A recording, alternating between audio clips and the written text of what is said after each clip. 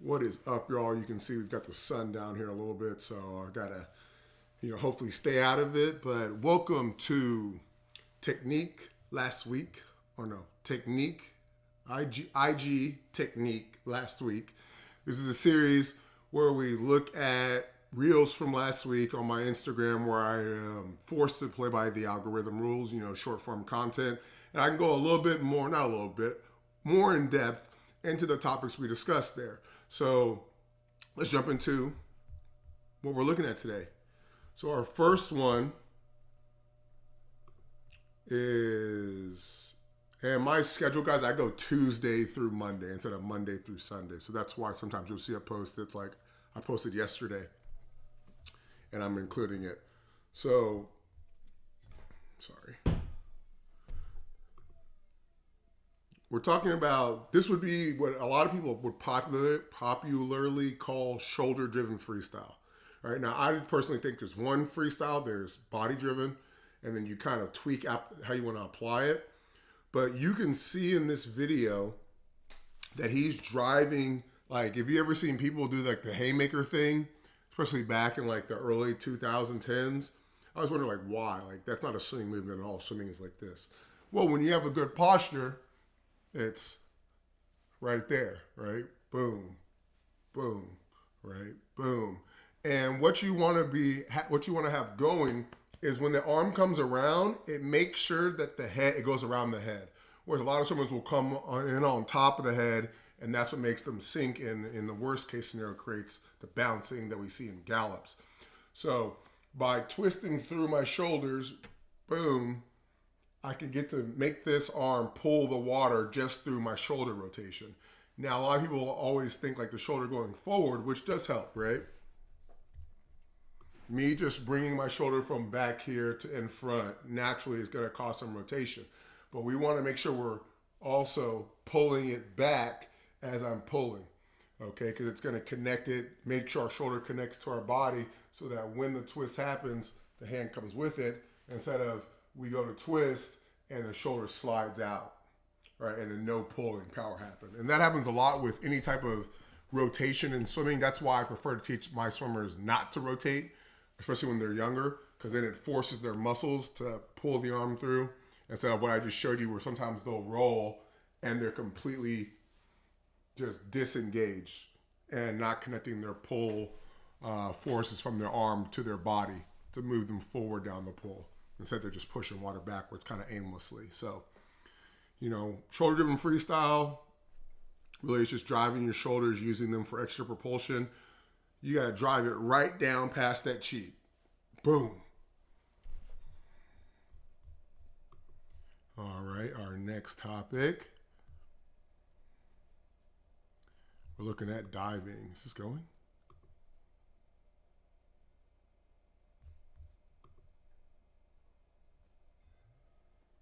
Why isn't it playing? Let's try and refresh it.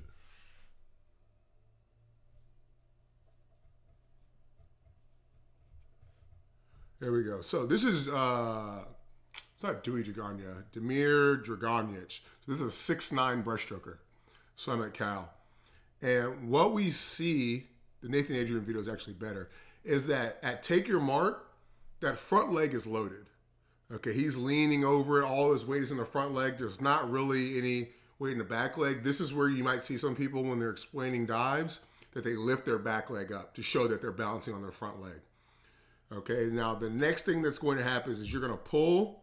Now he's using his back leg to get himself going, which we don't want to do because, how do I say this? He's pulling, he definitely saw him pull first. The yellow marker went first, and then we see the green go.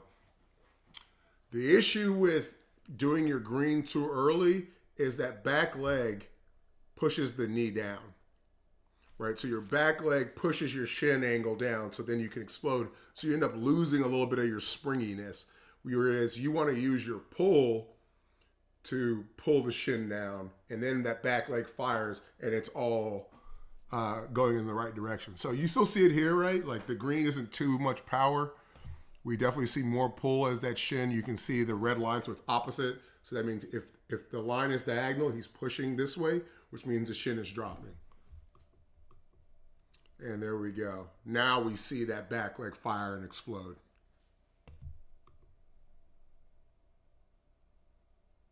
So pull,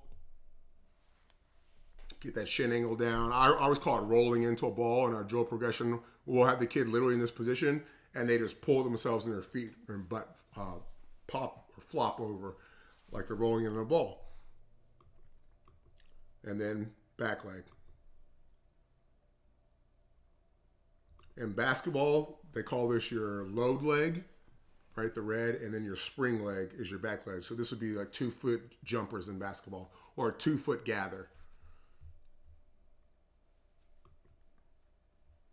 Oh, wow. Oh, dang, this dude really took my whole flow. I just saw somebody take literally this whole line, all this right here. Oh, man. And didn't give any credit, show any love, nothing. Tagged 3 people. I wasn't one of them. Shame. Show love, guys. Show love to people who show love to you, man. And that even means like free stuff. Like free stuff on the internet that can help you out. Like I didn't have to do that. Show love to people who show you love. That's why especially if you're in my Technique Solutions, I'm telling like anytime I say like I learned something, like I'm always like, hey, this is who I learned it from. You know, obviously 1 for credibility, but 2, it's just like this is not. I mean, it's new under the sun, but it's not at the same time anything new under the sun. Like somebody taught them that, and they taught me it, right? So you know, pay your respects. All right, so we have our freestyle breakout. So what you're gonna observe. I actually just worked on this with a kid. It's going to be our one-on-one review, her breakouts, is you do your dolphin kicks and you switch to freestyle kick at the same time you start your pull. So that way your feet breach the surface and then we see the hand come out immediately. Okay, but you got to be shallow enough. And usually what happens with a lot of people who struggle with this is they'll have their last down kick from their dolphin kick and then they don't bring it back up and splash. So you got to make sure that when you have that down kick, pull it back up and then kick and pull. Or switch to freestyle kick and pull. And we see it over here on this leg too, right there. Right, back up, then he switches.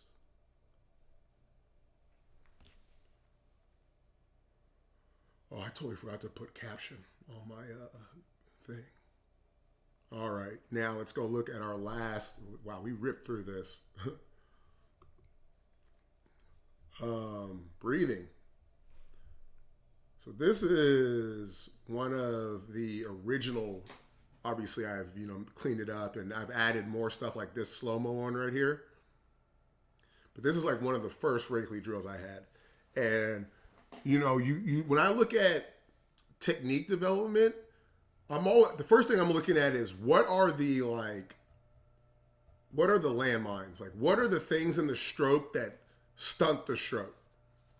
Right now, obviously, you have your distance per stroke. You have these principles, your 6-beat kick. But what are the things that stunt the stroke, kill momentum? Where you waste time, like having a bad flip turn, right? These pointless wastes of times. And I observed that breathing was a major one, right? You could have a swimmer with their head down swimming beautifully, but then the moment they breathe, the whole stroke just stalls. So it was like, okay, well, we need to get these, if they're stalling when they breathe, we need to program them to be comfortable swimming through their breath. And as we're working on this drill, we realize that a lot of the times when the feet aren't splashing, they're keeping them underwater for balance or to push, like create a downwards force that supports the weight of the head. And I forget what other skill it was, but it's in freestyle. But you realize that a lot of issues are like a subconscious lack of control over their comfort with the buoyancy in their body. And I think I even have it in here.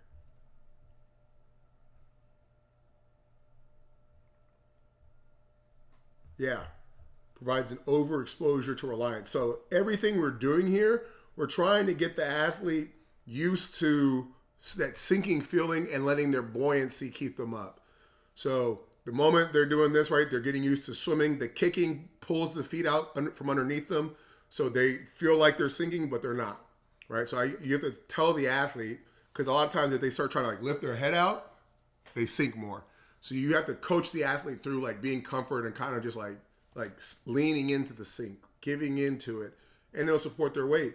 And then here, when you have this slow-mo arm, the weight of gravity or the how gravity increases the weight of that arm, it just hyper exposes the nervous system to that sinking feeling.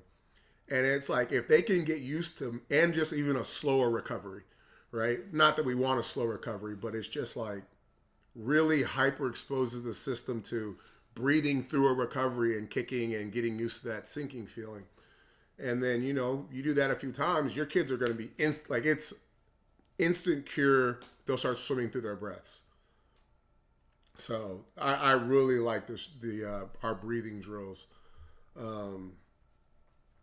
You know, so yeah, if you're struggling with breaths, give this stuff a shot. Give it a try. You know, let me know what you think about it. But yeah, that's it, guys. You know, short-ish video. Those breakouts definitely kept things short. But let us know in the comments, what do you think about the content? You know, what do you think about the breathing? You know, have you tried it before? Did it work for you? And really, I want to know if you were able to help athletes you didn't even know you could help. Like, that's what our product is about. Like, you have an untapped resource of human capital that we want to help you tap into. Let us know about the breakout tips, you know, the diving tips. I'd say the diving one is more, it's a higher level dive. You know, I'd say maybe your teenagers, as far as the coordinating of the other things. For the younger kids, they kind of have a different, you know, stuff they need to learn. Not diving too deep, diving a little bit more out or rainbowy instead of just straight in. Understanding the difference between the start and the actual dive. But then once they get that down, then it's understanding how to leverage your athleticism, which is what the load pull spring is about. Let me know what you think about this stuff in the comments, guys. Make sure you hit that noti bell so you're notified whenever I drop a video. I do it every Tuesday, Wednesday, and Friday at 10:30. We're always talking about technique. So pop in here.